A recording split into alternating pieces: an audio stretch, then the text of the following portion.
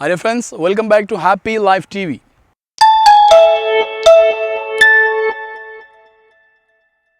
ദമ്പതികൾ തമ്മിൽ പലപ്പോഴും കൊച്ചു കൊച്ചു വഴക്കുകളുണ്ടാകും.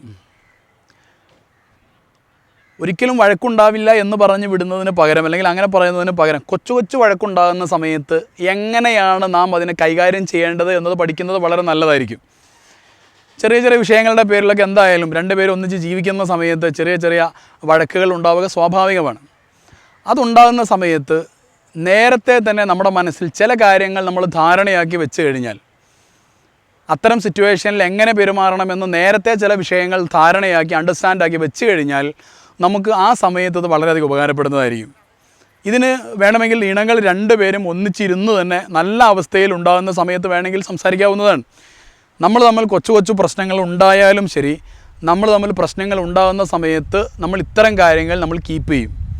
അങ്ങനെ രണ്ടുപേരും തമ്മിൽ ചില ധാരണകൾ ഉണ്ടാകുന്നത്, അതായത് എങ്ങനെ ബഹുമാനത്തോടെ വഴക്കുകൂടാം എന്ന് രണ്ടുപേരും തമ്മിൽ ഡിസ്കസ് ചെയ്ത് ഉറപ്പിക്കുന്നത് നല്ലതായിരിക്കും.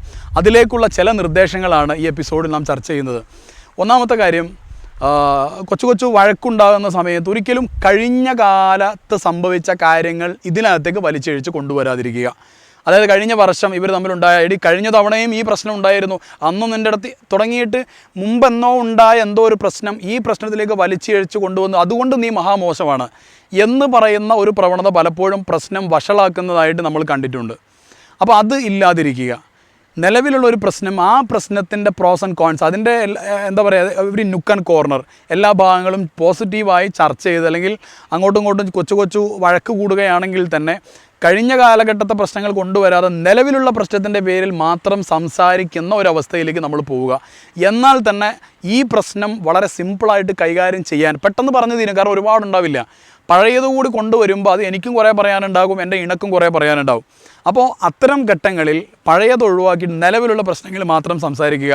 അതാണ് ഒന്നാമതായിട്ട് ചെയ്യാവുന്ന ഒരു കാര്യം. രണ്ടാമത് മറ്റൊരു കാര്യം എന്ന് പറയുന്നത്, ബാഡ് നെയിം കോൾ ചെയ്യാതിരിക്കുക, ചീത്ത വിളിക്കാതിരിക്കുക. അതായത് മൃഗങ്ങളുടെ പേര് അല്ലെങ്കിൽ വളരെ വൃത്തികെട്ട തെറിവാക്കുകൾ പ്രയോഗിക്കാതിരിക്കുക. ഇത് പ്രത്യേകം നമുക്ക് ശ്രദ്ധിക്കാവുന്ന ഒരു കാര്യമാണ്. ഇവിടെ ചില ആളുകൾ ചോദിച്ചേക്കാം, ദേഷ്യം പിടിക്കുമ്പോൾ എങ്ങനെയാണ് സെൻസ് ഉണ്ടാവുക, ഓർമ്മയുണ്ട്, ഇതൊക്കെ ഓർമ്മയുണ്ടാവുമോ ദേഷ്യം പിടിക്കുമ്പോൾ എന്ന് ചില ആളുകൾക്ക് തോന്നിയേക്കാം.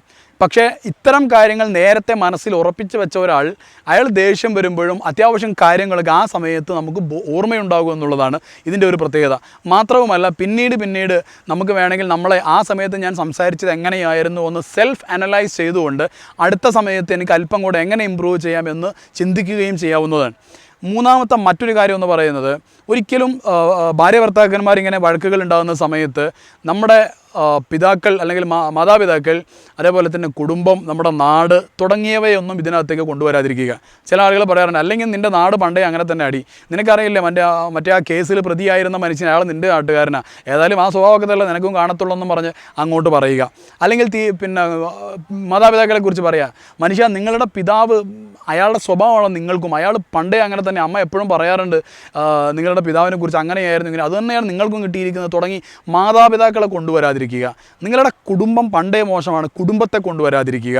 ഇതേപോലെ തന്നെ നമുക്ക് ശ്രദ്ധിക്കാവുന്ന മറ്റൊരു കാര്യമാണ് സാമ്പത്തികാവസ്ഥ ഇതിനകത്തേക്ക് കൊണ്ടുവരാതിരിക്കുക എന്ന് പറയുന്നത്.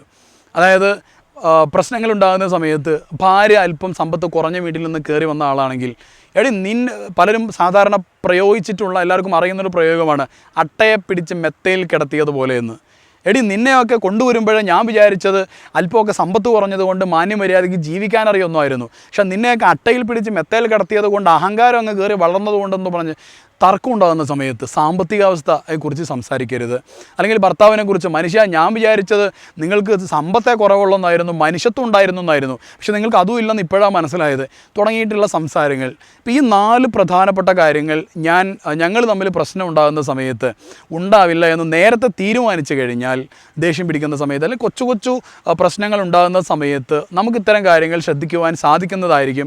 അങ്ങനെ വന്നാൽ ബഹുമാനത്തോടു കൂടെ വഴക്ക് കൂടാൻ നമുക്ക് പറ്റും എന്നുള്ളതാണ് ഇതിൻ്റെ ഒരു പ്രത്യേകത. മാത്രമല്ല ആ വഴക്ക് വളരെ പെട്ടെന്ന് തീരുകയും അവസാനിക്കുകയും ചെയ്യും എന്നുള്ളതാണ്. അപ്പോൾ തീർച്ചയായിട്ടും ദമ്പതികൾക്കിടയിൽ വളരെ സന്തോഷത്തോടു കൂടെ മുന്നോട്ട് പോകുന്നതിന് സഹായിക്കുന്ന ഒരു കാര്യമാണ് ബഹുമാനത്തോടെ വഴക്ക് കൂടാൻ പഠിക്കുക. അതാണ് നാം ഈ എപ്പിസോഡിൽ ചർച്ച ചെയ്തിട്ടുള്ളത്. ഇത് നടപ്പിലാക്കി നോക്കുക, വീണ്ടും അനലൈസ് ചെയ്യുക, വീണ്ടും ചിന്തിക്കുക, വീണ്ടും അനലൈസ് ചെയ്യുക. അങ്ങനെ മുന്നോട്ട് പോയാൽ തീർച്ചയായിട്ടും ഇതിൻ്റെ റിസൾട്ട് നമുക്ക് ലഭിക്കുന്നതായിരിക്കും. തീർച്ചയായിട്ടും സന്തോഷകരമായ ജീവിതം ഉണ്ടാവട്ടെ എന്ന് ആശംസിക്കുന്നു. B with us. Happy life TV. Thank you very much.